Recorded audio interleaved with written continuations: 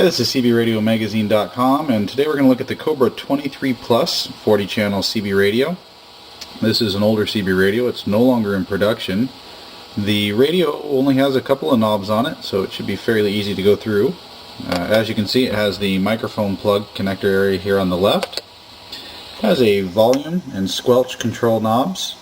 And it also has a weather Cb selector knob there. That's so you can select to use the CB radio.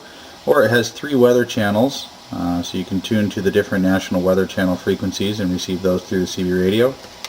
And it does have its channel selector. The channel is located in the LED display there, and it also has a digital light display here. It'll have a TX light and an RX receive light. The radio uses a standard coffin type mic. These weren't the best, but they don't work too badly.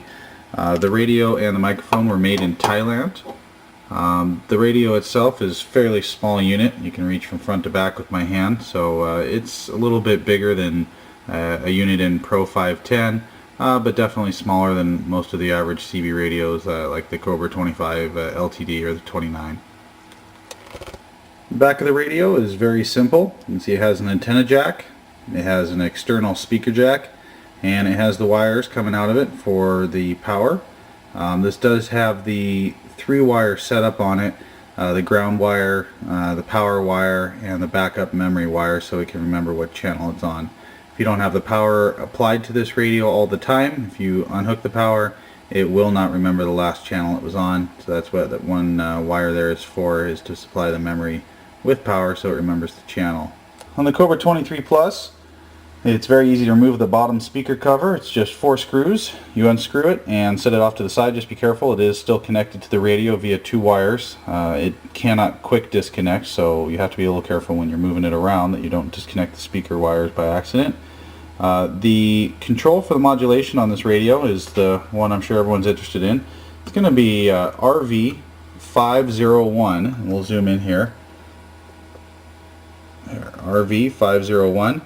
And you know, most likely it's going to be set about here from the factory. You can just move it clockwise to the full position and you'll have full modulation. Overall, this is a nice little basic mobile, nothing spectacular. It doesn't have any type of filtering control on the front to filter out for noise or ignition noise or anything like that.